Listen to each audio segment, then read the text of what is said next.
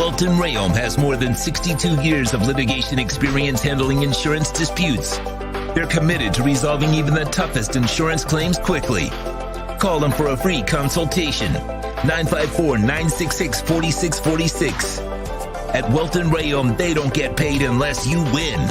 Property damage claims to your home, business, or condo as a result of a hurricane. Welton Rayom can help. Water, mold, fire, smoke damage, Welton Rayom can help. Call 954-966-4646. There's no need to drive around South Florida wasting valuable time looking for a new or certified pre-owned Acura. Go to the #1 volume sales dealership in the Southeast United States. Craig Zinn's Acura of Pembroke Pines. Purchase with pace and space in a dealership tailored to your needs. From home buying to providing that personal touch. Contact the 2020 Satisfaction Award winner Craig Zinn's Acura of Pembroke Pines. 888-776-5123. That's 888-776-5123. Or visit them at 15601 Pines Boulevard in Pembroke Pines.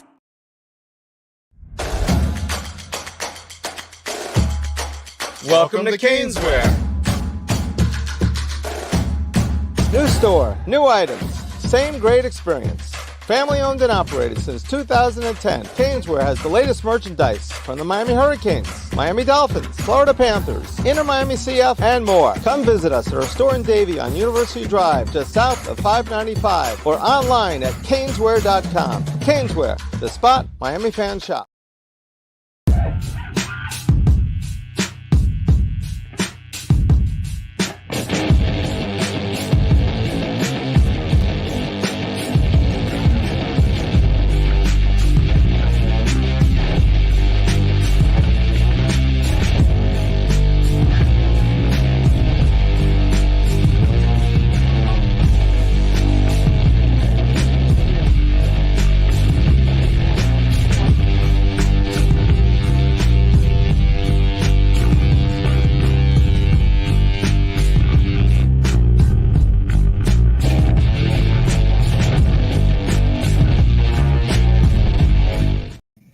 And on cue, my dogs go crazy.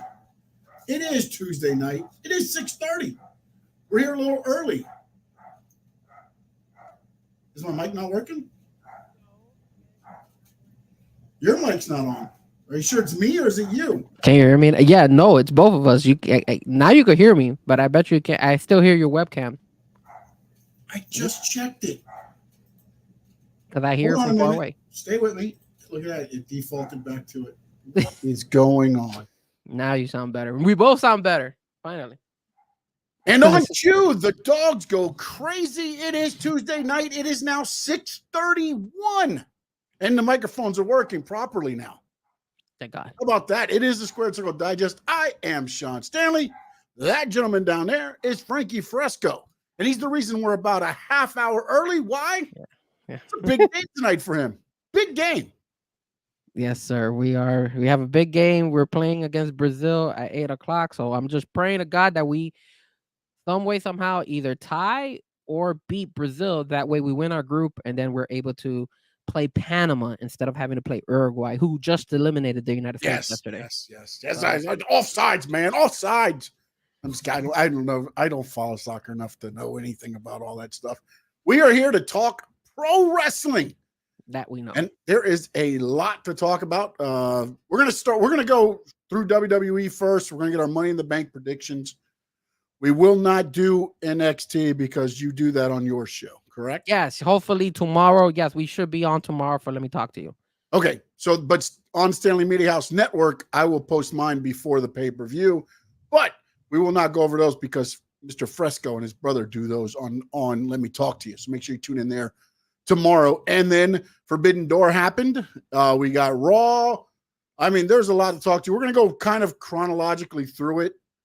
We're going to start with what happened on SmackDown. We'll start with the big stuff that happened. I mean, Tiffany Stratton. She's qualified. She's going to Money in the Bank. I hope she wins, baby. Hopefully she is the odds-on favorite. Her and Drew are the odds-on favorite to win, and we'll get into the whole Drew thing. But man, dude, the way it opened at Madison Square Garden, it is Solo and the bloodline pulling up. Then it's Cody, and there's a fight, and they brawl for a little while, and then everything kind of clears up. And then, of course, they have the acknowledgement ceremony. Jacob Fatu, Paul Heyman didn't sleep for like 3 days to make his role look so perfect, and he hadn't shaved. I mean, it was very good TV, and the bloodline, well, Solo Sikoa's bloodline turns on the wise man. And I said right then and there, I was like, what the hell have you done, Solo Sikoa? Your thoughts when you saw Paul Heyman crash through the table? Well, first and foremost, I want to say what's up to Josh. I don't appreciate the flag that says "Let's go" and then he has Brazil on the side. So, oh boy, Josh, you're not on my good side today. But anyways, what did I think, man? And also, real quick, Solo Sikoa grabs the microphone, and for the first time that I can remember, and maybe I'm wrong here, but he grabs the microphone and he says, "Madison Square Garden, acknowledge me." And Paul Heyman was like, what the hell are you doing? Yeah. And then, of course, to lead to everything, Paul Heyman says, "I do not acknowledge you as my tribal chief," which Frankie Fresco is displaying beautifully there on his. You noticed. Yeah, I did. I noticed that you don't acknowledge me. I know you don't acknowledge me, my friend. I got that. I wasn't trying to. I acknowledge you. He gets put through a table. You don't get acknowledged, and I keep bringing you on the show.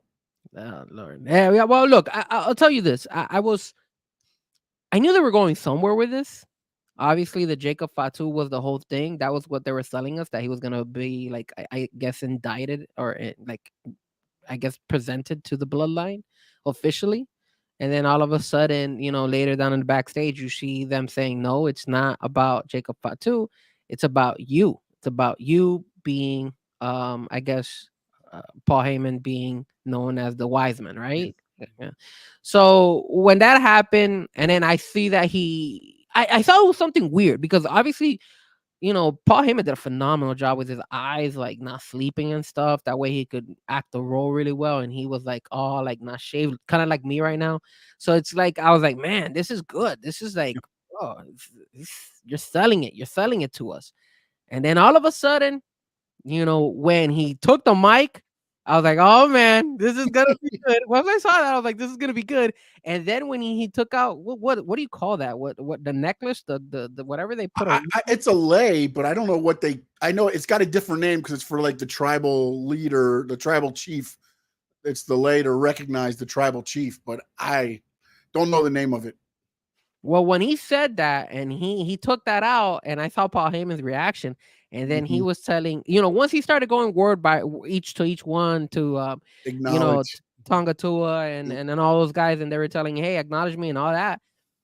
And then all of a sudden, like, I saw that he was putting the focus on Paul Heyman.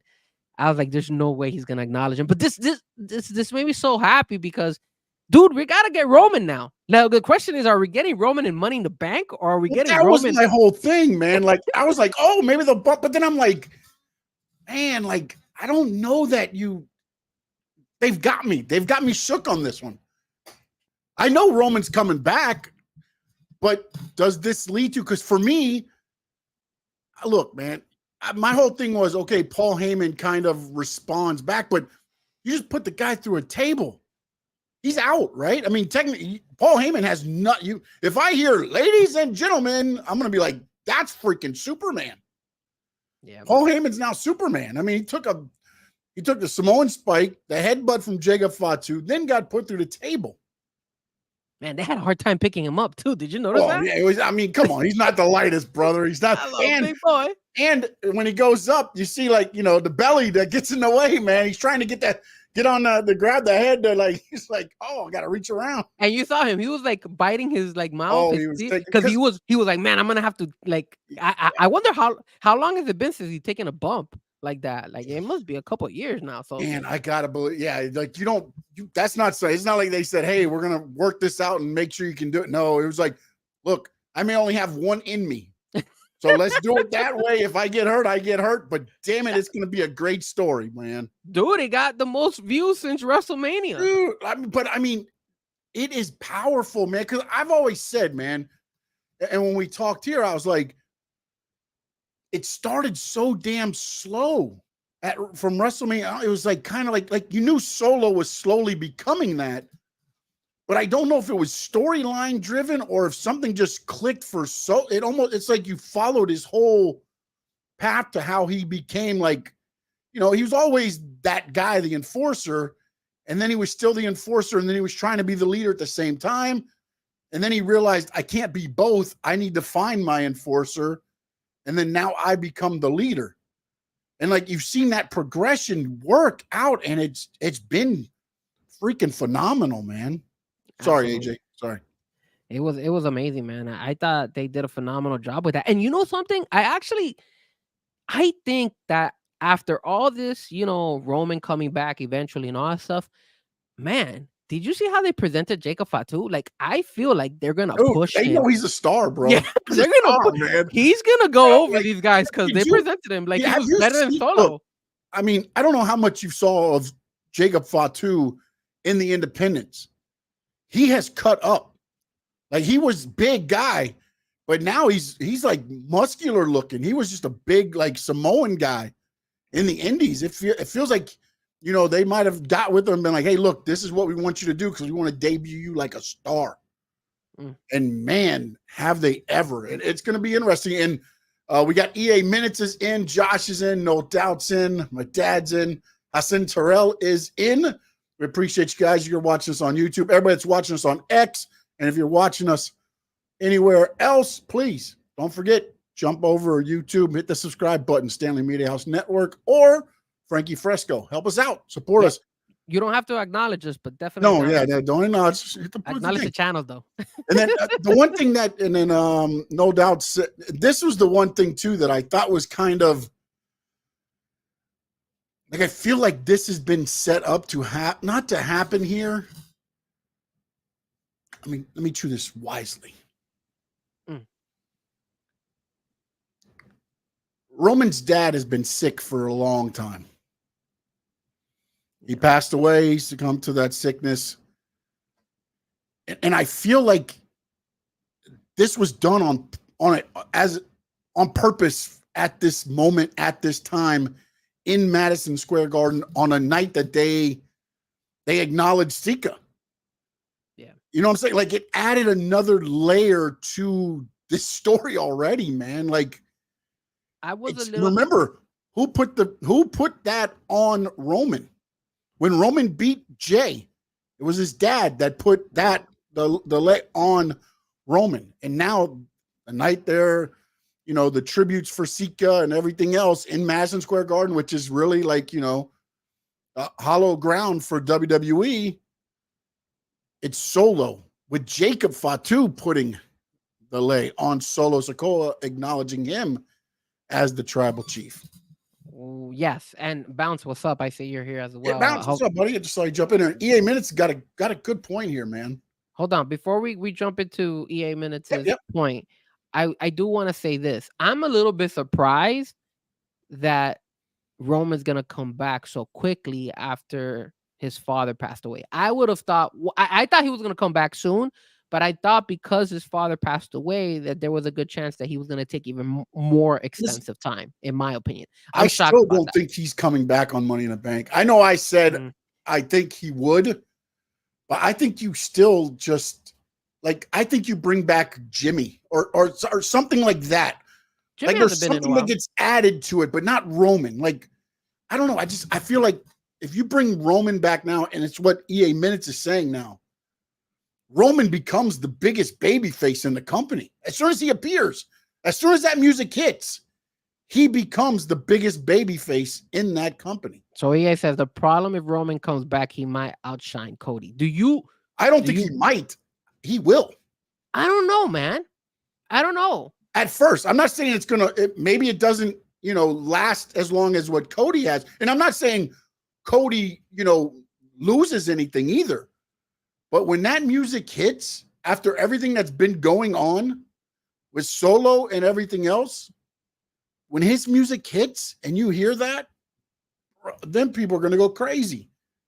Yes. And you know what I would love? What if Roman just walks out and freaking hugs Solo?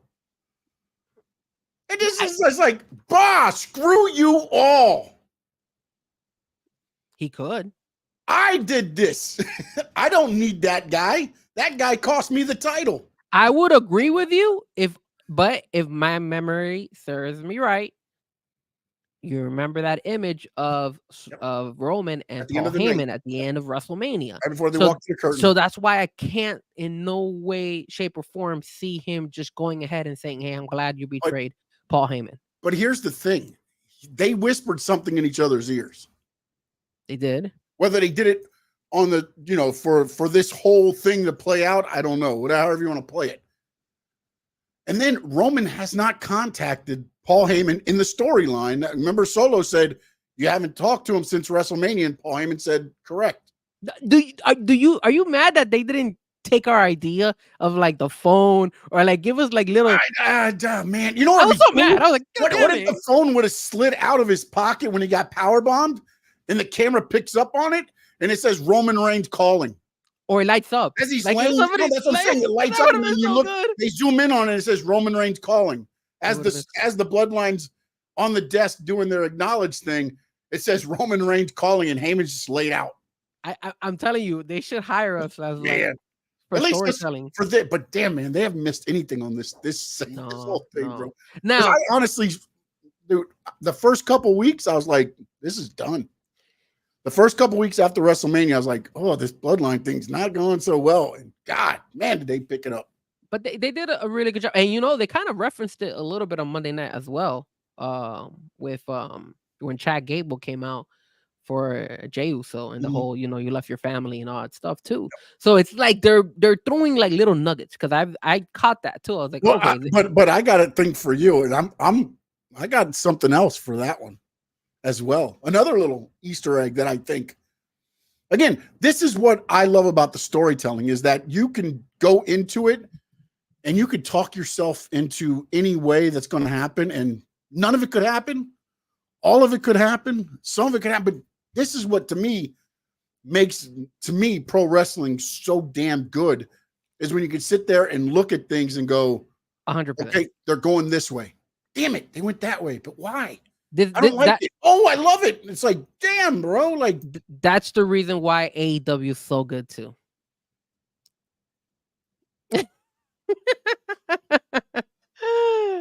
Right. No, they had a pay-per-view. We'll discuss Forbidden Door here in a little bit. It was. I didn't catch all of it, but we'll talk about it. Yeah. Also on the SmackDown, Tyrese Halliburton of the Indiana Pacers. I was so was mad at that. In Madison Square Garden. So was Jalen Brunson. I loved that Logan Paul said, I'm bringing somebody out with me that knows how to win in Madison Square Garden. That was good. Tyrese Halliburton. That was good, but you know what? I wasn't happy at the Tyrese Halliburton because it actually made me want to cheer for Jalen Brunson, and I'm a Heat fan, so it's like, yeah. But I heard his hand. I smiled a little. I was like, yes. And I knew Jalen when they came out and it was face to face. I was like, yo, this is good. Like this is like they're making it really good for the fans, and then that New York crowd went insane. Dude. Yes, I just don't know if it's going anywhere. There's talk that they would like to do more, but how do you do it? I mean, if they're going to do something, do it now because they're not NBA season right now. You can't do it like WrestleMania's in the middle of NBA season, so that can't happen. No. But it'd have to be in New York or in Indiana, right? It's got to be at one of those two. Well, Indianapolis is getting everything, right? Well, they're getting Royal Rumble first, though, which is in February, which would still be during NBA season, so that wouldn't happen then. But maybe, look, long-term storytelling, man. They let it play out. But it was good. It was good. It was smart by Logan Paul. Yeah, I thought SmackDown overall was pretty damn good to me, man.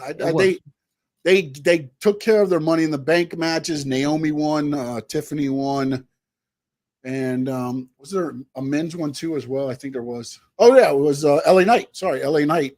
Yes, advanced. And the other thing that I like what WWE did is they ended the speculation of who's going to be in Money in the Bank last night. So now you've got all SmackDown to do whatever you want to do leading into the PLE. Keep calling it goddamn pay-per-view, man. But I like the fact that now we know who's all in the match. You know what I'm saying? After last night. Raw last night. They continued with the Wyatt Six. I'm a little disappointed. A little disappointed about that. No, I wasn't, man. A little disappointed. I wasn't, because here's the thing. And then also, I don't know if you've seen online, there's some people saying that when Chad Gable was at a table under the 18-wheeler, it was Huskus. The doll was like there. Oh, yeah, I didn't know. I don't know if that was photoshopped or not. Again, they weren't, like trusted sites or anything. So we'll see what happens there. But I like the cinematic effects they use, man. Chad Gable going all through the crowd, backpedaling, looking around. He gets to the one exit, and it's one of the Wyatt Six members. He starts going down the way. There's the other one. Then the other one, they jumps up and goes. And they never touched Chad Gable again. Chad Gable got taken out the first night. That's the only time they've touched him. And then last night, they do another video, which, dude, them videos are badass, bro. They are. But they're telling little things if you listen to them. So for instance, I liked when he said, "I'm the voice of the reckoning," and then Uncle Howdy goes, "I am the reckoning." Yeah, I like that. I like that. That's cool. I just wanted them to go ahead and kind of tell. I hope it's still not too late. They kind of introduce the other ones as well. So like that would be cool. No, yeah, I think they will, but I think right now it's the battle of Bo Dallas, which I'm not sure how they're going to do this. Is it going to be Bo Dallas, Taylor Rotunda? How are they going to figure out, like, because right now you can tell it's like a mental thing that's going on between him and Uncle Howdy. He's transitioning into the Uncle Howdy thing. It's kind of going through everything. But he did say a couple things in the thing. He said, there are people belittling their own families for personal gain, and they must pay. That's a shot to Chad Gable right there. Is it Chad Gable? Remember, Chad eventually referenced it too. Yes. But here's my thing.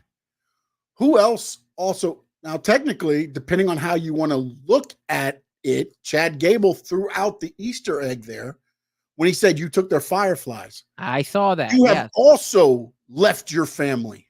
And remember what I told you. I said that one of the things that would be very good for Uncle Howdy is to challenge Jey Uso because of the whole firefly things, and they both have it. So I could see how the crowd can relate to both.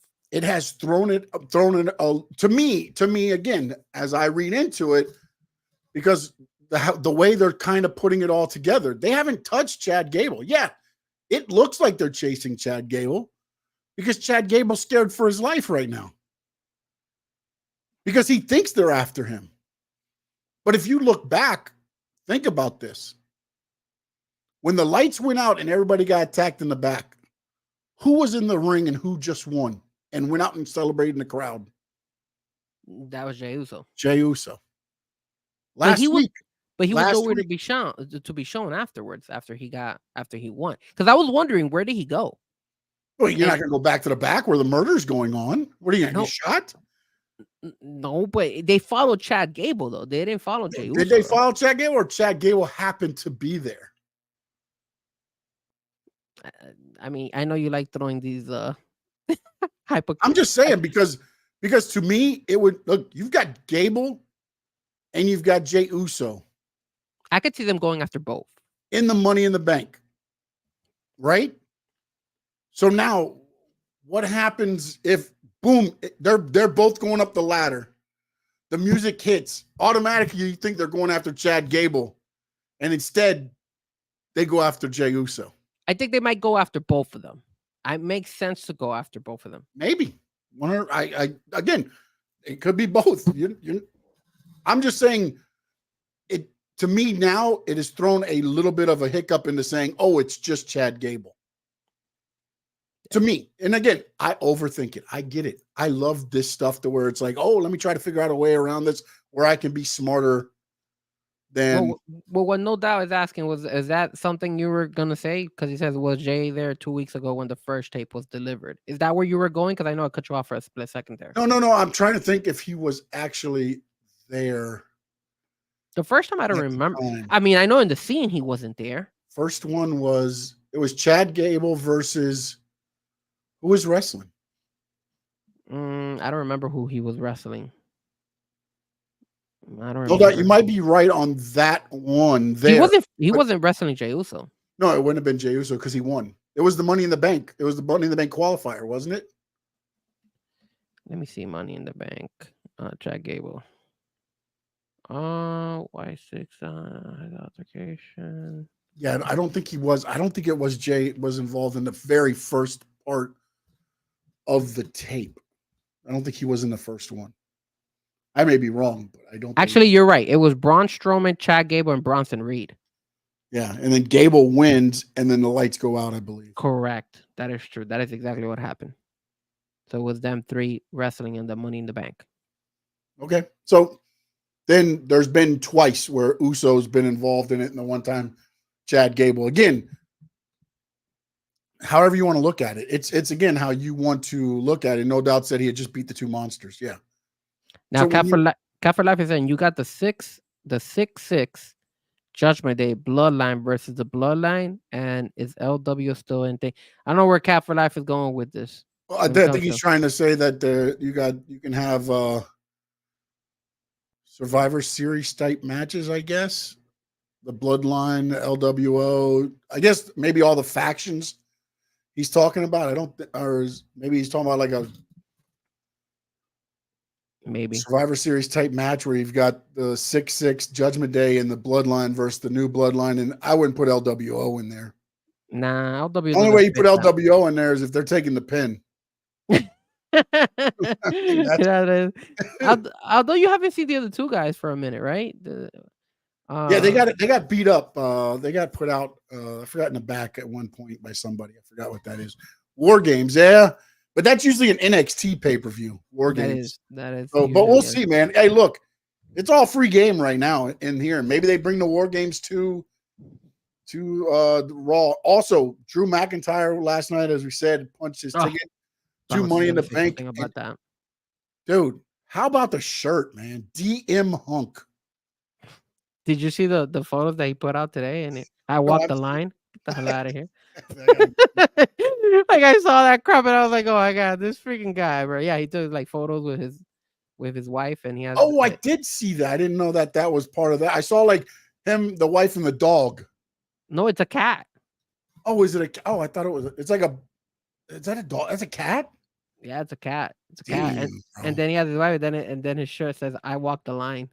I was like, wow, this guy. I know Bounce is happy as hell. Once he saw that, I was like, oh man, this guy's they're so good at this, dude. And the fact that last night when he ends it and he says, I am going to Money in the Bank, I'm winning Money in the Bank, and I'm leaving Money in the Bank World Heavyweight Champion. Tough to go. This is what I will say. If Money in the Bank men's match is the first match of the night, Drew McIntyre is winning. Why if it's the first match?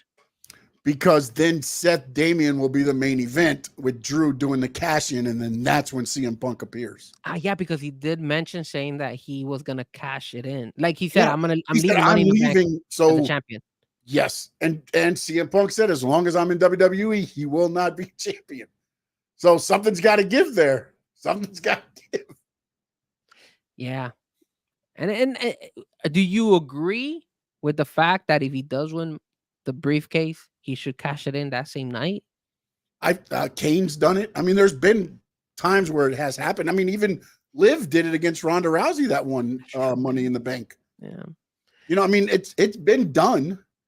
And if it leads to this story, like if he goes to cash it in and CM Punk costs him again, like SummerSlam has got to be like a cage match or something. Like it can't be just it's got to be like a fight, last man standing or something. And I get it, CM Punk's first match back, but it's got to mean something. It can't just be like, Hey, it's Drew versus CM Punk. Yay!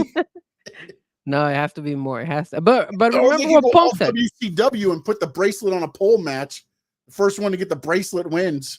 The bracelet. But remember CM Punk said he didn't have to do all that. That he just wanted to beat Drew McIntyre in a regular match, one-on-one. Yeah, no, that's true. He did say that, but man, like at this point, that it's gotten to a point to where it's like it's going to be an explosion somewhere. Then the other thing we got to talk about, of course, is Liv Morgan. Judgment Day keeps it going. No Doubt says, would Priest kind of downing Judgment Day count as turning on your own family? Now, let's talk about that because Finn Balor got involved more. Yes, he did. And go ahead. No, go. I was gonna say at the end when after everything was done and everything, and they're walking in the back, Damian said thank you, and he sticks his hand out. Finn didn't return. He did not return the fist bump. He just left him hanging, and then Damian walked away at the end after everything else went through with the Seth Rollins and everything else. There's some dissension there, and that's interesting too because again, now you've got a third person who could be. And this is the first time that Damian Priest actually calls out Dom and tells him, I did speak to mommy. So he's giving a hint that maybe we're seeing the return of mommy back into what I thought was going to happen would be Liv and Dom versus Ray and Zelina. They're setting up for that. I mean, there's no way that they're not going to get to that. So I don't know that Rhea returns at Money in the Bank. I think Rhea returns on Raw because as Dom and Liv are leaving to the back, she says, I'm sorry, I'll take care of it. And remember, when she says she takes care of it, she got Finn and JD the match for the tag team titles. She got Dom the match with Ray. So I feel like the way I'm going to take care of it is it's going to be me and you, Daddy Dom, against Ray and Zelina. And then I think we see Rhea return. But don't you think Daddy Dom is such a lucky guy, bro? Like he gets to fall on Liv Morgan on top of her. And all what is going on? He wasn't getting off too quickly either. No, I wouldn't. I would stay there away. He should have been like, "Hey, Dad, let me go, Dad. Why are you doing this?" I would have stayed there all night. Hell yeah, man. Guy is lucky as hell. Oh my goodness, man! It has turned into something different, man. It does. Like it's taking the Judgment Day a little bit. Because I thought it was just going to be like a breakup, but now they've done this match to where, and this is the interesting thing. So they've set this up to, and just hear me out on this, okay? Mm-hmm. Seth Rollins loses. He cannot get another championship match until Damian Priest loses the title. Right? Or Damian Priest isn't the champion anymore. Correct. If Seth wins, then he's got to leave Judgment Day. Yes. And as I'm talking this out now, it wouldn't work out the way I thought it would. Because my thinking was this. Drew cashes in. They cheat. Damian beats Seth. Seth never gets to fight Damian again. Drew comes in, cashes in. But then he'd have to win the title, which we know CM Punk has said he's never going to win the title. But if he does win the title, then that stipulation is done. Or Damian goes and loses to Gunther at SummerSlam, and the stipulation's off anyways. Because as soon as Damian loses the belt, then Seth is back in the picture. I could guarantee this. I think once Money in the Bank is over, Drew McIntyre is going to be a champion. That I could agree. That I feel like it's going to happen. CM Punk a liar. No, because CM Punk probably won't come back for SummerSlam. It'll probably be Drew McIntyre, Gunther, and I think they find a way to either put Seth Rollins or Damian Priest back into that mix. I think it's going to be a three-way. I don't think it'll be a one-on-one at SummerSlam. I mean, WWE could go with Drew versus CM Punk for the title, but then what about Gunther? You understand me? So Gunther needs a title shot. So he's going to be in the main event of SummerSlam, one way or the other for that title belt. Yeah. So we got to figure out who is he fighting. Is he going to be fighting Damian Priest? Is he going to be fighting Seth? Is he going to be fighting Drew? I just wish we knew what the stipulation was with CM Punk and his health. Yeah, I don't because remember. that changes everything. Because if Drew's got CM Punk, they don't need a title. They don't. You know, but then do you want to cheat Drew McIntyre from just winning the Money in the Bank and then not being able to cash it and win it? That would make no sense. Well, remember they did the one time where Otis got beat and lost the briefcase because somebody put the briefcase on the line and challenged him and he won it. The Miz, I think it was, and then there was somebody else that cashed it in and lost it real quick. I forgot who that was. Also, you're telling me like maybe they do a 3-way and then Seth pins Drew McIntyre, or no. Like Seth, like they do the match, however, again, and then Drew McIntyre comes out to cash in after the fight is over. Yeah, goes for the pin again, and then there's CM Punk pulling the ref out. Whatever it is to cost CM Punk or to cost Drew the match, because the thing is, we already know it's Gunther against the champion. Yes. At SummerSlam. We know that. Yeah. But the problem is, if CM Punk isn't healthy, then Drew McIntyre makes sense to cash in, win the title, and go to SummerSlam. If CM Punk isn't healthy. If CM Punk is healthy and ready to go, then Drew against CM's got to happen at SummerSlam. It's going to be interesting which route they go. And what's up, Tyler? I saw your message earlier. And of course, Vamos Gatos 89. Thank you, sir. Don't forget to hit that like and subscribe. I honestly feel that whatever they decide to do, right, whether they give the title to Drew, it doesn't hurt them, because obviously Drew and CM Punk probably in SummerSlam would be nice for the belt as well. But then you have to put Gunther in there, so it could be a 3-way. But I think don't. That takes away from everything they've done. Gunther hasn't been involved. And if it's a 3-way, it would almost make sense for it to be Damian against Seth against Gunther, because remember when Gunther interrupted them, he said, it doesn't matter which of you win, because I'm better than both of you. I think the route that they're going to go is Damian Priest is going to lose. After what I saw with Finn Balor and the whole situation, I don't see him anytime with the Judgment Day. I think he's getting out of the Judgment Day. I think he's going to lose the belt this weekend. It might be them costing him the belt. Yeah. You know what I mean? But see, I almost feel like Rhea, because Finn says that belt has changed you. And he goes, well, remember when Rhea was the champ, she ran Judgment Day. I'm the champ. I run Judgment Day. So what happens if he loses the title? Then Finn's the champ, right? Because it's a tag team champ. That's all there is. So then does Finn run Judgment Day since he's the champ? Yeah, but he would be out. Remember, he said that he's out of the Judgment Day if he doesn't win. That's the part that and I think that's where you're gonna see now the passing of the torch. It would now be Finn running the Judgment Day. I just feel like that's just a lousy way to eliminate. Man, I don't know, man. There's so much more that could happen there to where. You know what? Cap is having a very good, solid point. Maybe Finn Balor costs Damian Priest the belt and turns on him, and that's how you sell it. Finn Balor comes to the ring. Can see that as well. He comes and just him losing and out of the Judgment Day. He comes to help. Remember, after Damian Priest 20,000 times has told him, I don't want it. I don't want you helping me and all that stuff. And then he finally gets fed up and he double crosses Damian Priest. Yeah. And then now you have that. I see that happening more than, I don't see Damian losing clean. Seth doesn't beat him clean. Yes, I agree. It's got to be, again, and I'm not saying that Seth couldn't beat him clean. What I'm saying though is in the storyline to me, it just doesn't make sense if Seth beats him and he's out of Judgment Day. And that's it. It's over. It's like, oh, okay, I'm out. See you later, Judgment Day.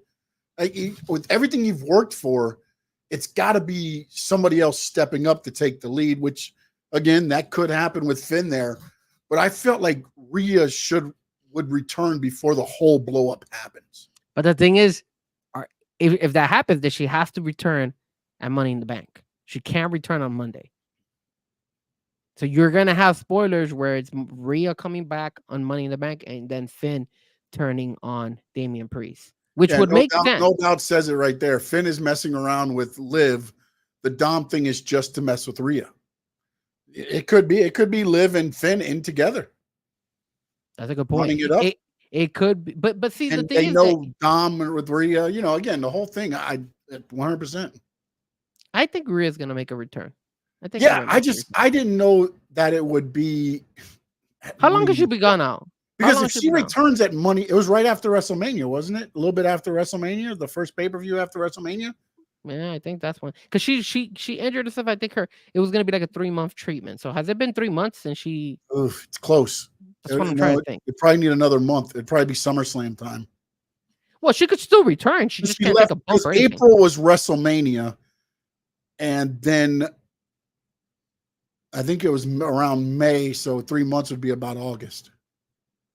But again, she doesn't have to bump right now. She just comes back. Yeah. You know what I'm saying? Like, yeah. Like, I mean, you come back now, and then as you get better to fight at SummerSlam. I don't know. I don't know if you can, because like I just feel like, and again, this is where I'm more old school in this. With everything that's been done to her by Liv, it should be a cat fight as soon as they see each other.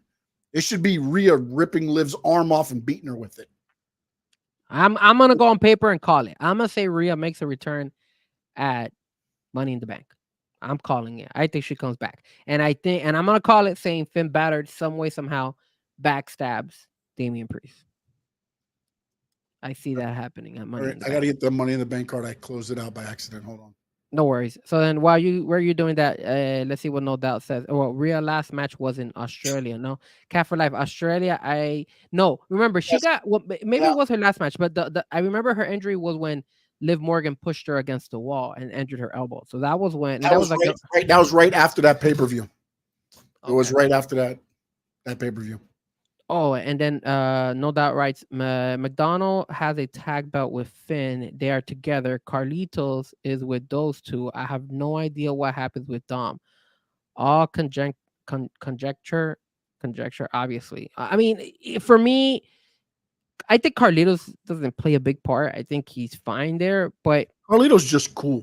Yeah, whatever. he's just gonna roll with the crew. Didn't you see him play the video game? He was just chilling.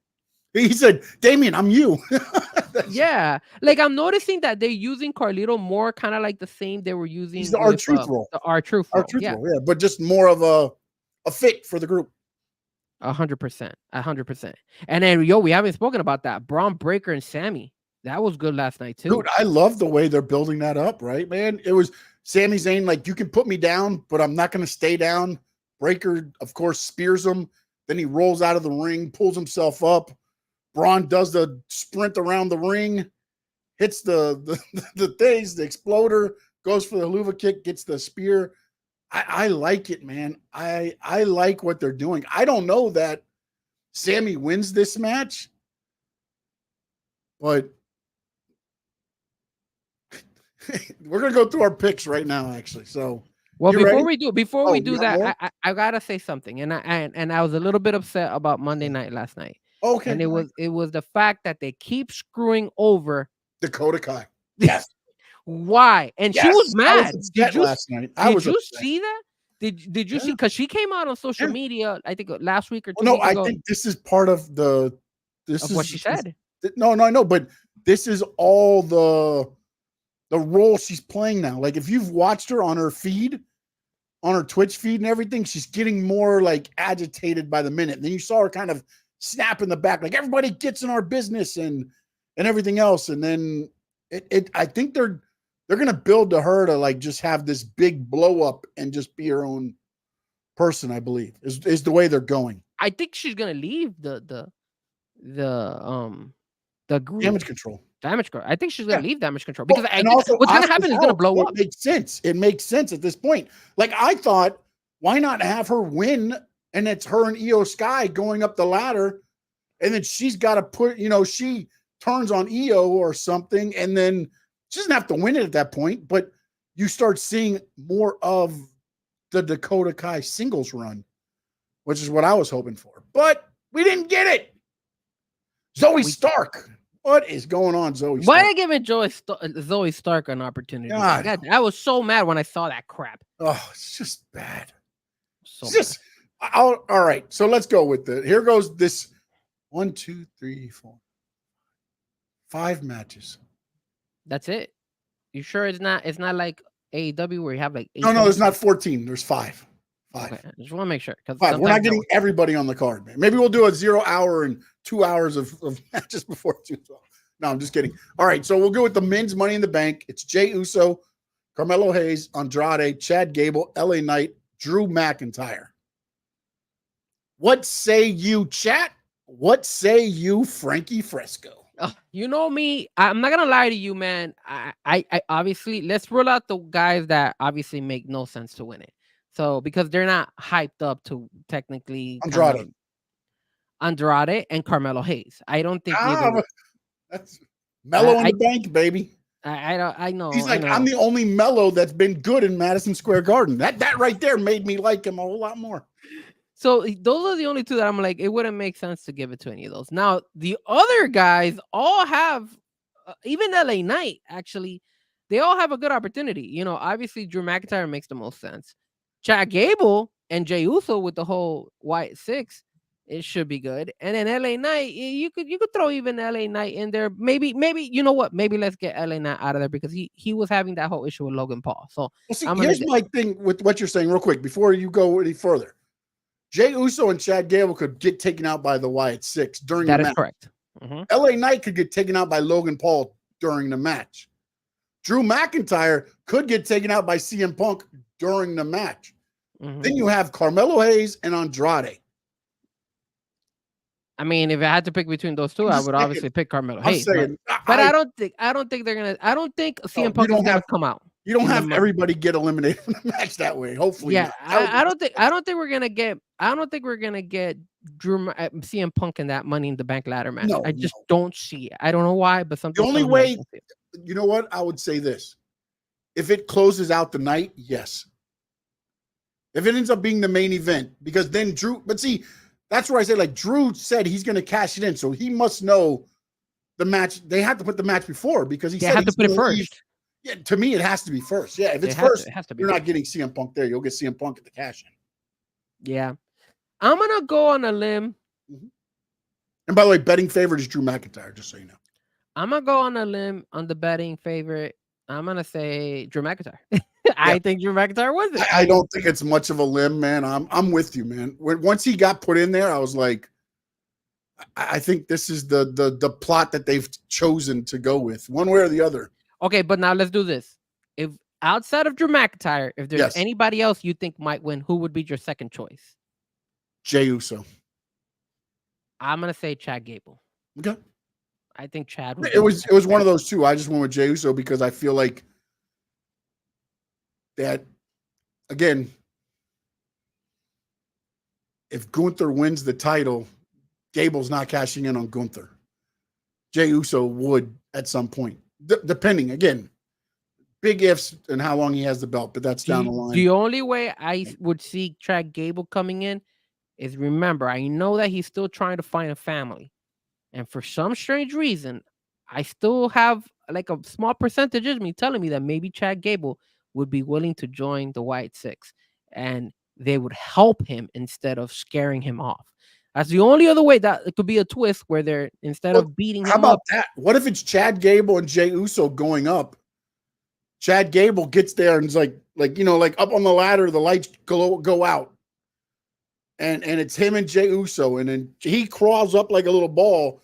And then they take out Jey Uso and kind of welcome Chad Gable to the Wyatt 6. That could happen. That's why I said that if I had to pick somebody, my whole thing was, I thought, and then you kind of brought this up just now to me, which I always said it was going to be the Creeds and Ivy Nile to be his new family.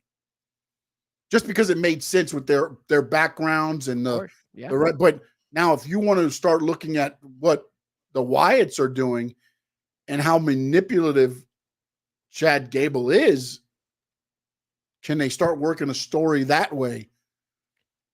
You know, that's going to be the interesting thing, because to me, if Chad Gable does join there, then he'd be the leader, right? Not It's necessarily. Uncle Howdy would be controlling everything. Not necessarily. I think possible. It's possible.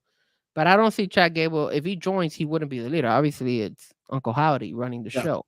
But that doesn't mean that Chad would not be second in command. I think that would be the way it would kind of work. Yeah, you know, could do that. It'd just be very interesting to see how the dark side of Chad Gable. Like, you know, like you look at everybody else and they kind of fit, you know, with Eric Rowan and Dexter Loomis and Joe Gacy and Nikki Cross. Chad Gable? Be very interesting. All right. Be a left turn. No, it's listen, it would have people talking. It would have people talking. And that's what they've been doing in here. Cheap shot Chad, somebody said. I like it. Women's Money in the Bank. Tiffany Stratton is the favorite right now, the betting favorite. It's Io Sky, Chelsea Green, Laya Valkyria, Tiffany Stratton, Naomi, Zoe Stark. Okay, so I'm gonna rule out the obvious ones that will not win it, which is Zoe Stark and Chelsea Green. I don't think neither one of them. And Naomi. Naomi ain't winning it. So that leaves Io Sky, Lyra Valkyria, and Tiffany Stratton. Me personally, I don't think Io Sky is gonna win it because she won it. I think last year or 2 years ago. So I don't think she's winning it. Remember, she won it and then she cashed it in and then she became the champion. So it's between Lyra Valkyria and Tiffany Stratton. Now, I'm a big Tiffy time. I honestly feel Tiffy time is that time for Tiffy, right? Time for Tiffy. But something's telling me that they really are homering in Lyra Valkyria. She didn't win the Queen of the Ring. I think they're gonna make it up to her, and I think she wins Money in the Bank. So I'm gonna go. Sucks for Tiffany. I'm sorry, Tiff, but I'm gonna go with Lyra Valkyria. See, I think Lyra and Io end up taking each other out just because the way Raw went. I think you get Damage Control kind of taking Lyra out, and then Chance, Cartana Chance, and Caden Carter take out Io Sky, and I think Tiffany Stratton. I think it's Tiffy time, man. I'm gonna go with the betting favorite just because. Look, again, to me, the Money in the Bank is kind of what the Queen of the Ring used to be. It was kind of you win the Queen of the Ring, you start your to the top. And to me, Tiffany Stratton and Lyra, of course, Io's already been there, but those two would be the two that fit that mold. But I feel like Lyra's got the story with Io Sky going, so I'm going to go with Tiffy time in this one.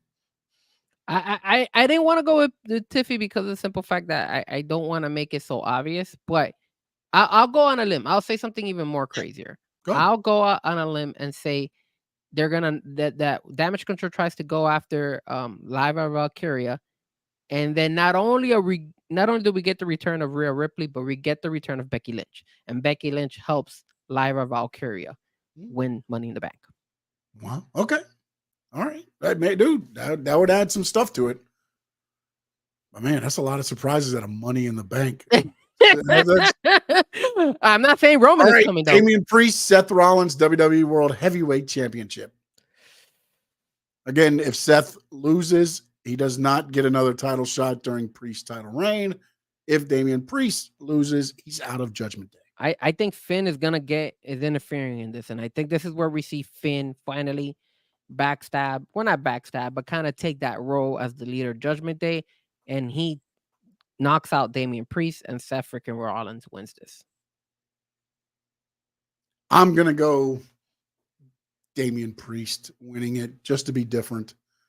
And honestly, it could go either way. It could be Finn Balor helping him. It could be Judgment Day helping Damian Priest just because they want to keep him around and be the ones to take him out and not have Seth Rollins be the one to eliminate him. Like, I just feel like there's so many different ways and stories you could put this together, but I feel like I'm going to go with Damian. I don't know why. I just feel like he's going to walk out of, at least I believe he's leaving Toronto as the champion because I feel like the cash-in is going to be I think it's going to be stopped by CM Punk is ultimately what I see. Whoever wins this leaves Toronto the champion. I will go with Damian Priest. Sami Zayn, Braun Breaker IC title. I'll go first. Braun Breaker, I think, sees the gold. And man, see, here's the thing. Here's the interesting thing, and we're going to go to AEW next. If somebody shows up at AEW Dynamite tomorrow, then Braun Breaker's winning. But if said person does not show up, I wouldn't put it past people for him to show up and cost Braun Breaker. You're talking about Ricochet. That's what Yes. you're talking about.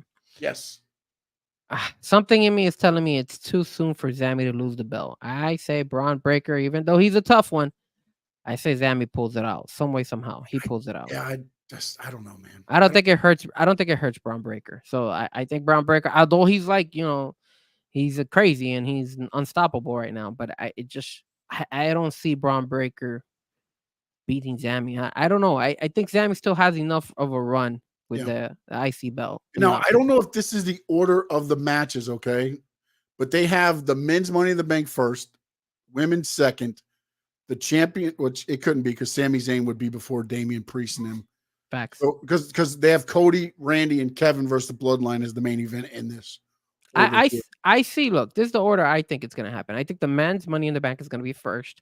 I think after that, you'll probably get Probably Sammy. Probably Zammy against You'll get Braun at least Breaker. one match in between the two ladder matches. You probably get Cody Rhodes, Randy Orton, Kevin Owens, and the Bloodline third. Then you have the ladder match of the women. Yeah. And then I think they end the night with the Damian Priest, Seth It's going to be very interesting to see something. If Cody, Randy, and Kevin, if that's the main event, I'm telling you now, Roman's coming back. Like if that main event's Money in the Bank, something big is happening. If it's the last, or at least match, they're going to tease something big is happening, and people are going to automatically assume, as I would, that it's going to be Roman. Now, again, we said it could be Jimmy. Why not start small? It's Money in the Bank. It's not like, you still got 4 SmackDowns before you even get to said SummerSlam, And so Cody Rhodes, Orton, Owens against Bloodline. Who do you got?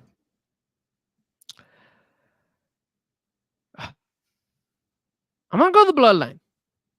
I say the Bloodline wins this one. I think they're riding high. They're riding high. I don't think we're gonna get Roman. I don't think we're gonna get Paul Heyman. We're not getting others. I think this is a good one where you get to solidify the Bloodline at a very good peak, right? They just finished getting rid of Paul Heyman. They're gonna keep him up for a while because Paul Heyman can't return so quickly. He just got destroyed. Yeah. So there's no way. I don't think that's why I don't think Roman's gonna come back.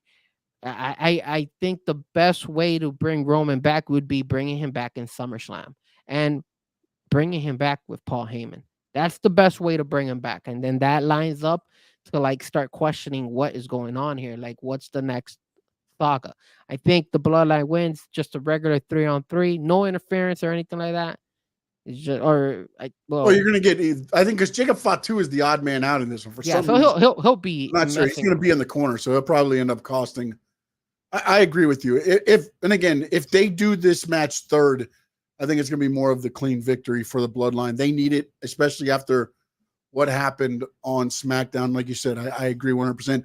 And also, real quick before we jump to AEW, did you see what somebody said about since they took out Paul Heyman would get the Paul Heyman guys and come back to feud with them, meaning CM Punk, Brock Lesnar, and Roman Reigns? Do you see Brock Lesnar coming back? I don't. That's the problem. Because I saw somebody said, I think it was Cat for Life was mentioning Brock, I think, or No Doubt. One of you guys were mentioning. I don't know, man. With everything that was going on and his name being in there mentioned, yeah, and everything else, as somebody said, a can of worms. That's something you don't want to bring up. Yeah, I mean, at this WWE point, is riding high you right have now. distanced yourself from that situation. It's kind of in the back. Why bring it to the front? 100%. And Brock, you're doing all this without him.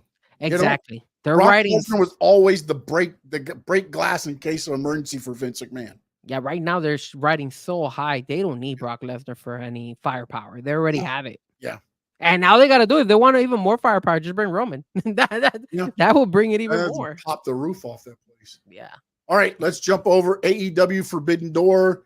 I watched I watched the main card. I didn't watch like the 4 or 5 matches on 0 Hour. It was a good wrestling pay-per-view. I mean, it was good matches. That's what AEW does. Every pay-per-view is going to be at least good to great, depending on what they had. I thought the Swerve Osprey match was very good. Tony Storm Shirakawa was pretty good. It told the story that it needed to tell. Bryan Danielson, Takagi, I didn't ever get into that one. I don't know why. I just couldn't. And the crowd, it just felt this felt odd. That crowd just didn't feel like an AEW crowd. Like they had their moments, don't get me wrong, but it just felt like they just were like, yay, okay, yay. There was their moments, don't get me wrong, but it just didn't have that energy that your normal AEW pay-per-views have. I did not get to watch the whole card. Obviously, I had to pick up my dad from the airport, so that's why I wasn't able to go watch it. And I was watching that Mexico game. I wanted Mexico to get eliminated. So I did get to see the Monet fight, the this guy, the second to last match, which was Moxley.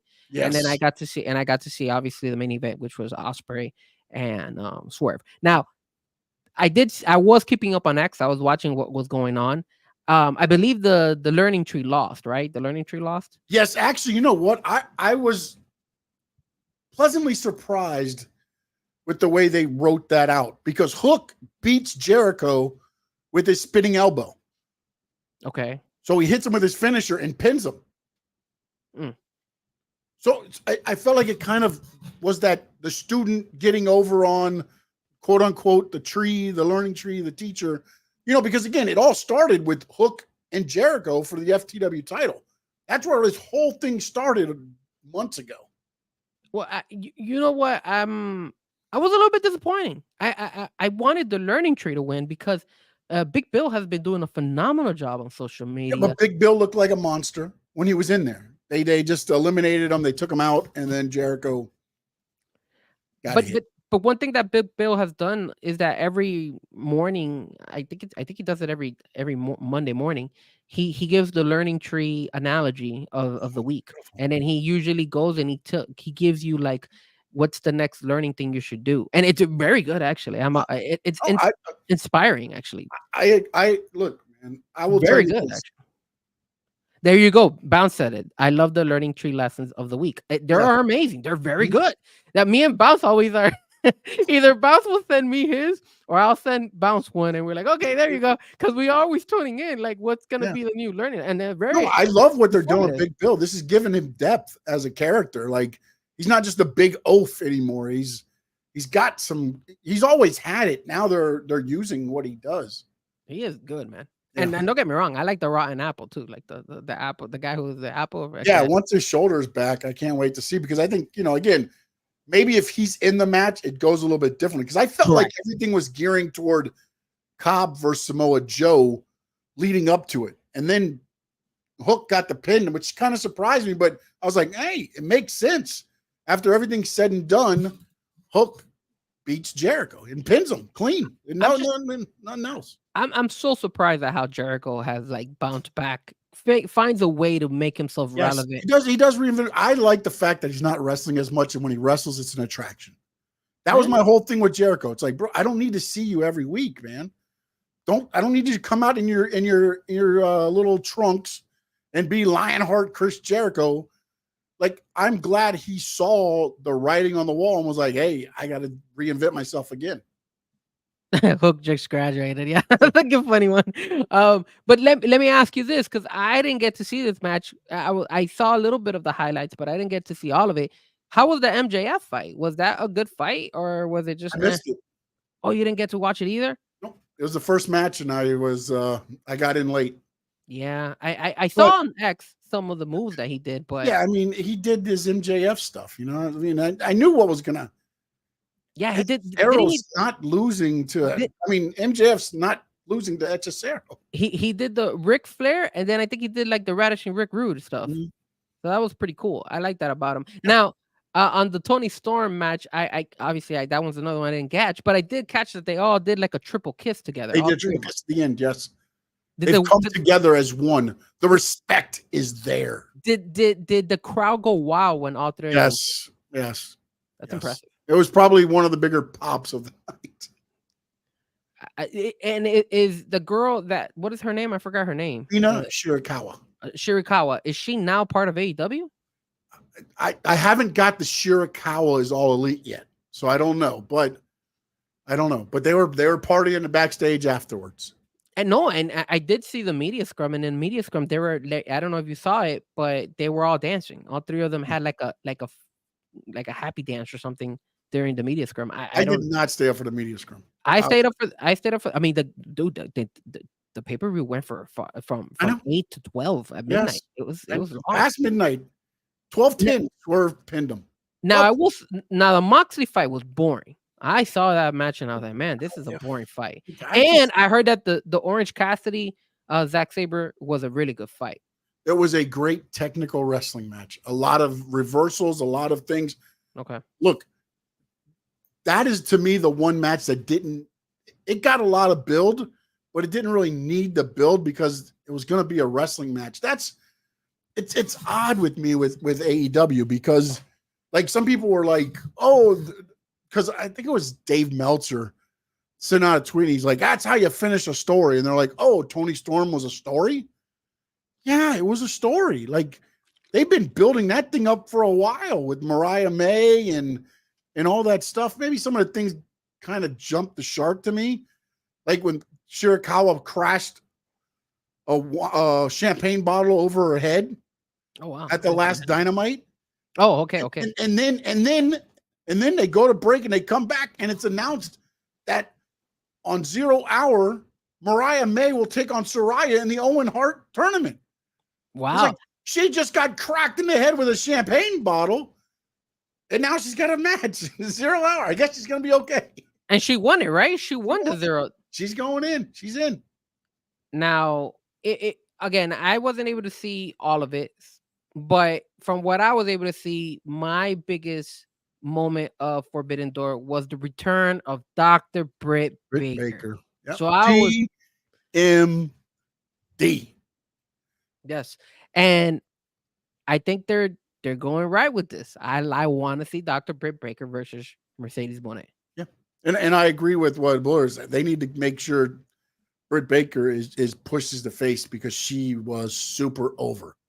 Now. And Mercedes Moné actually turned heel in her match and started working more heelish against Stephanie Vacour, who I think AEW should sign as well because she looked tremendous as well. Well, if a track record continues, knowing AEW, they'll probably steal her. But do you think it's a little bit too soon to put Mercedes Moné versus Dr. Britt Baker? Because after that, who would be if either one of them wins? But you got All In coming up. You've got All In coming up. Britt Baker, Mercedes Moné, Wembley Stadium. That's good. Like that's the match, and that's next, I believe. Yes, because August is All In. That is correct. So you're building to that. That is what you're building to. Oof, that's a really good match. I'm not gonna lie. You know what I'm saying? So it comes perfect. And if they held her out all this time, because my understanding was she's been working out with like DDP and everything else. So she's been doing stuff. So maybe they just held her out because they're like, there's no need to bring you back because what are we going to do? As you're saying, okay, you get in with Mercedes Moné. Now what? We need to bring you back so that it goes straight to All In, which is why I think they debuted her when they did, because now all roads lead to All In.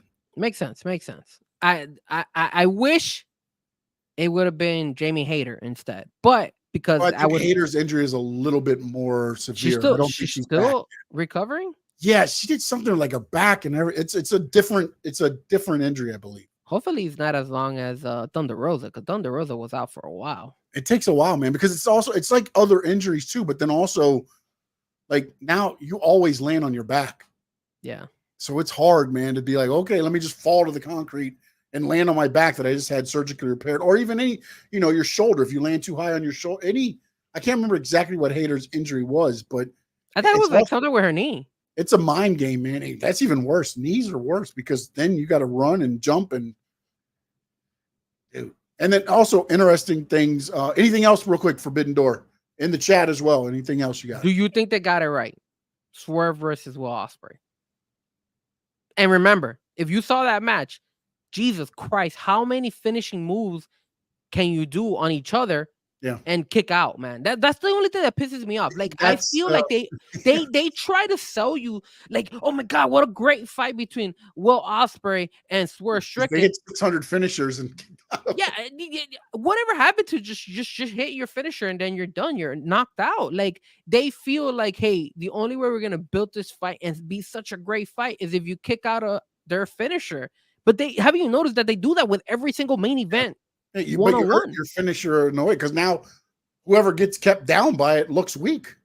Yes. Or either that or Will Ospreay looks like Superman because I think he took 7 or 8 kicks. Yes. In the whole thing, like.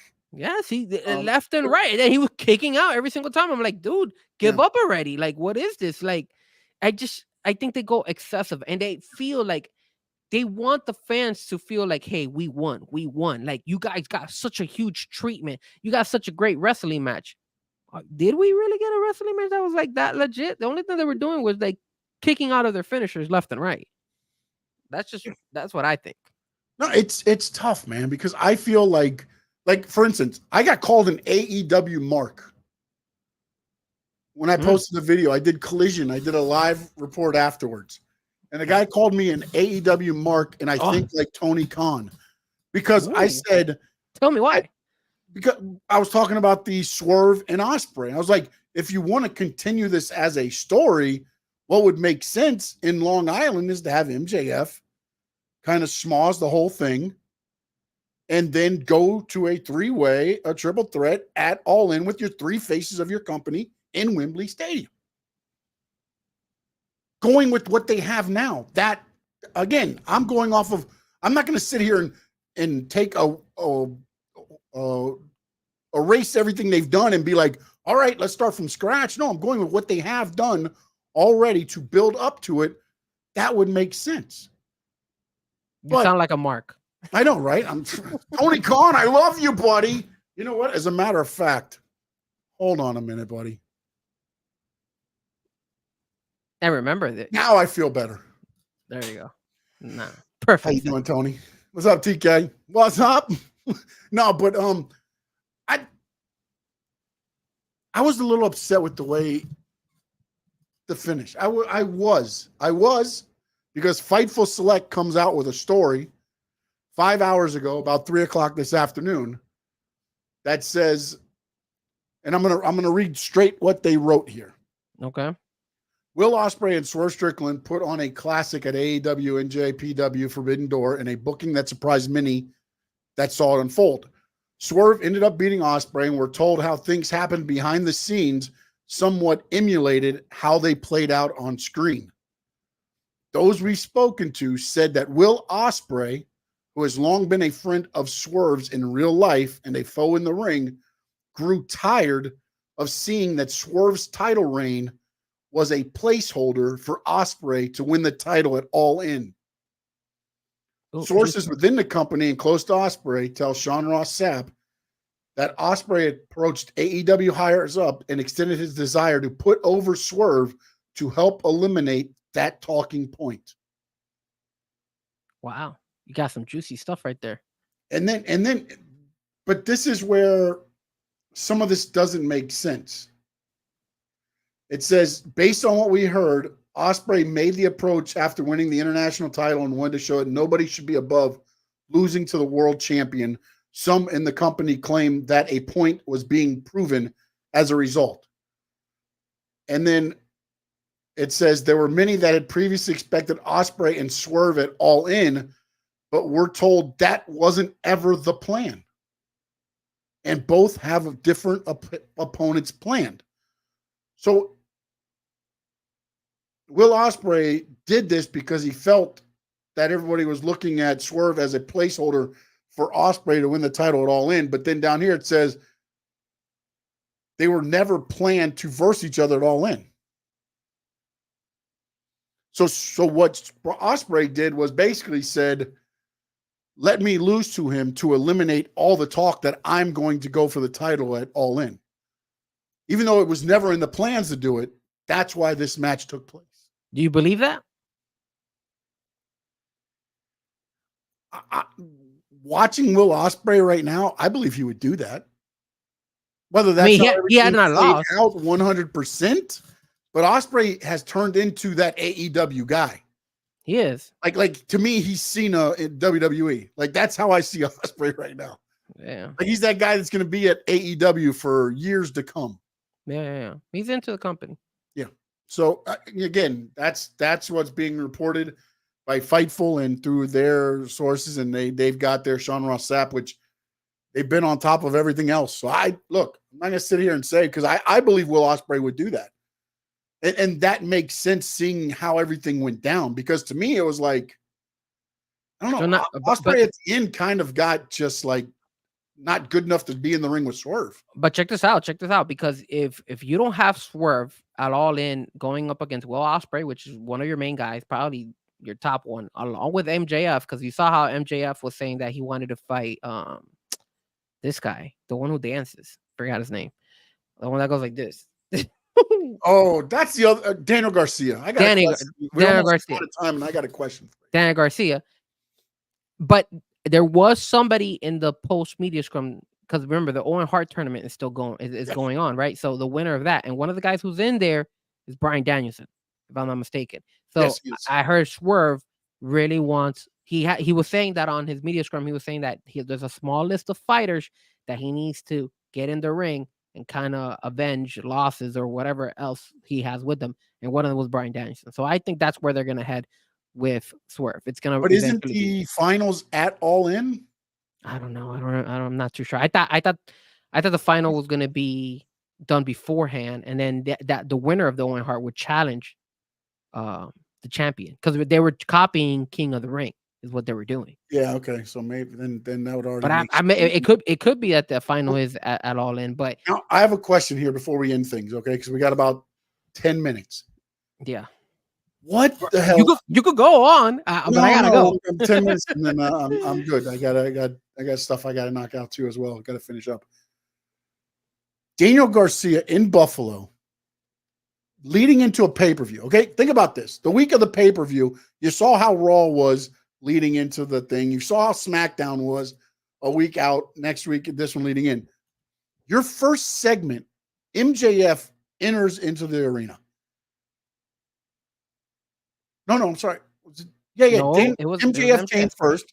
Then Daniel Garcia comes down. Like he barely says anything, I think.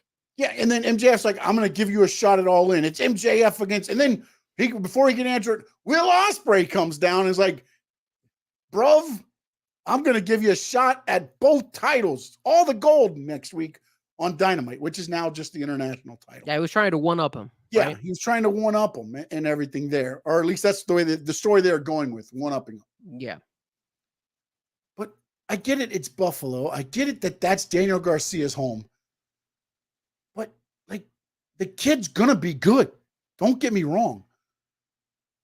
But what the hell is this week about? Like, are they trying to re-sign him and this is what they're going to do for him? Like, it just doesn't make sense, because then on Collision, it was the Battle of Buffalo. It was Daniel Garcia versus the Butcher. And apparently they've wrestled each other around the Buffalo area before. Okay. He beats Butcher. That was the main event, a Collision? No, it wasn't the main event. It was the match. But he beats them. They pick up, they hug, they slap, they walk up the ramp together. Then you're at the main event. You're the main event of Forbidden Door. Saw that. He was watching. They go to the thing and he's watching. And then they go to the back and it's MJF. Like, why is he even in this picture? I get it. He's going to be good. He is good. But to elevate him to that level right now, like, I feel like you're pushing here. I think they're not elevating him, bro. I think they're setting it up for MJF versus Will Ospreay at All In. I believe that too. But you have him in. Dude, they did after the show. They're tearing the ring down and moving chairs, and it's Daniel Garcia saying, "My time is now." Wednesday at Dynamite, I'm taking the international title. As they're tearing down a Forbidden Door, he's like, "I'm not missing another pay-per-view." Like, what's going on there? And again, he's a good performer. He's very young. He's got plenty of time. Like, I just don't feel like you throw out Swerve, MJF, Will Ospreay, Daniel Garcia. One doesn't belong right now. Ultimately, maybe, yes. But I feel like you're pushing a little bit too much right now for Daniel Garcia. I think what happened here is, remember, they're fighting for that belt that Will Ospreay has on Wednesday. Yeah, international, yes. For the international belt. So obviously I don't see him beating Will Ospreay. But then where does that kind of leave Danny Garcia? Because now Daniel Garcia almost has to win this. Yeah, because then you're hurting him, because then he's not even going to be an All In. What if MJF helps him though? And then it's MJF Will Ospreay. But if he helps him, then he has to win the belt. So then that would mean Will Ospreay versus Will Ospreay the title, right? Dude, you're after giving so many victories to Will Ospreay, you're gonna give him back-to-back losses. He loses both belts literally in one shot. You won up me last week. I'll one up you big time this week.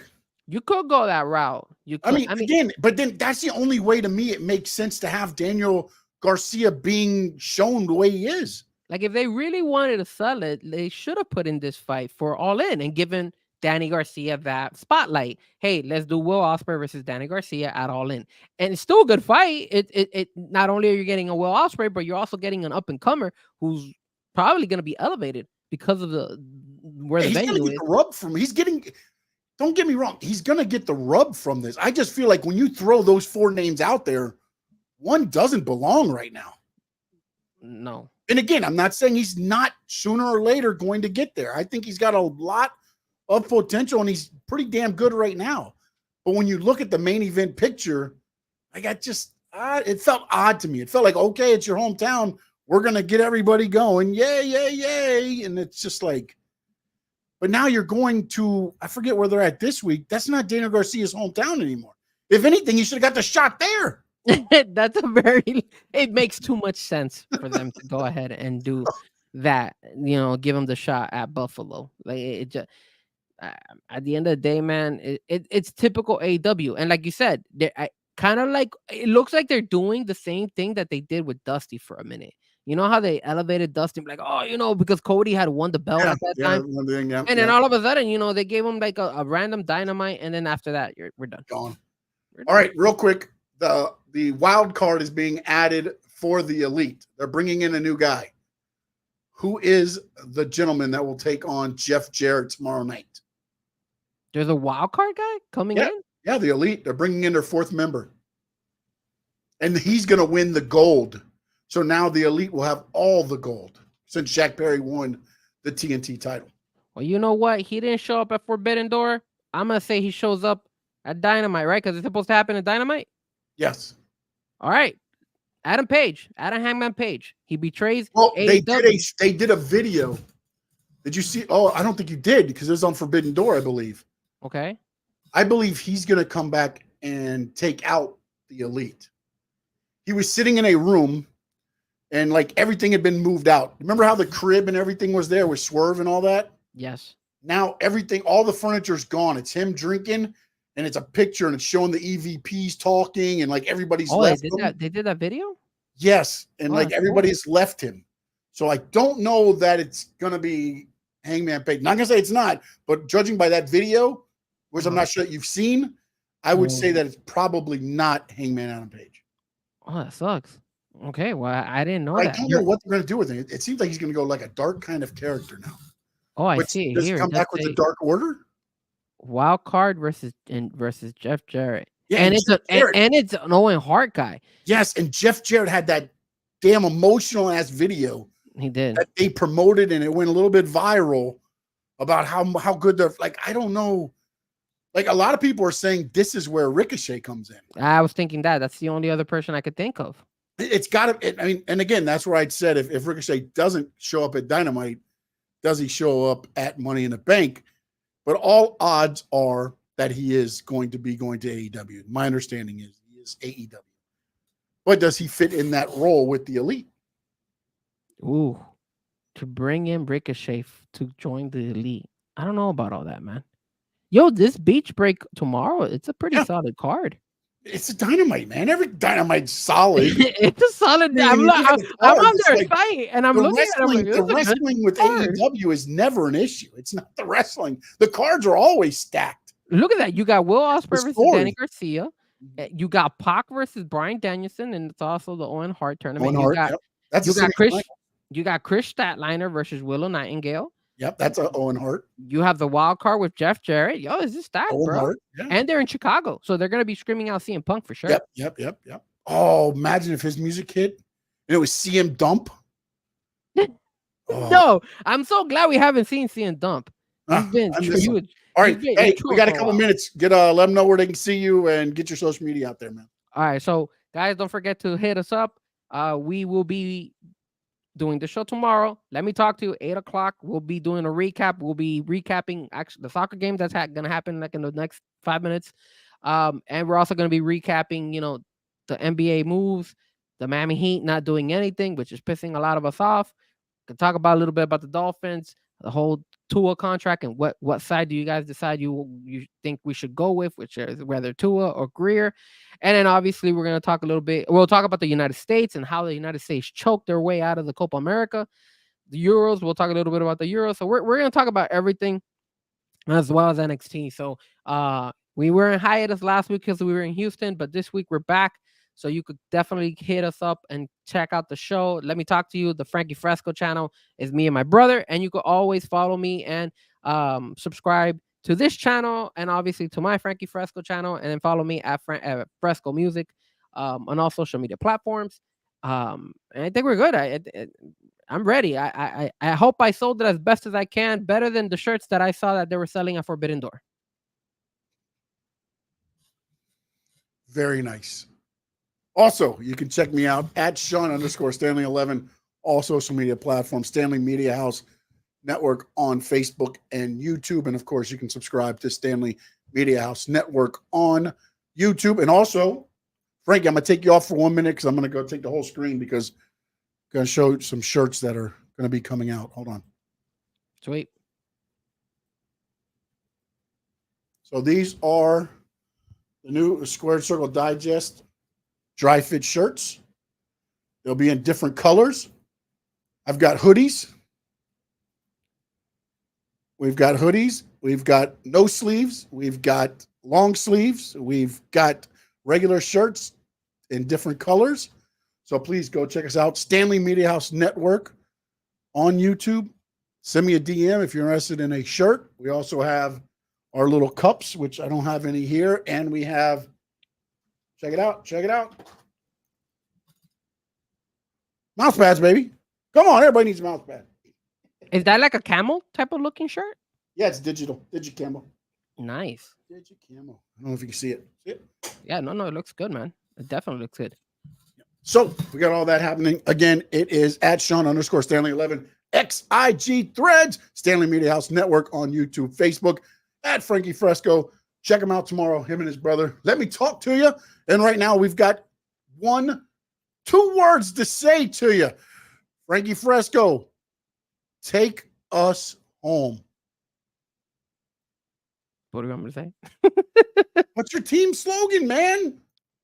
Oh, let's go Colombia?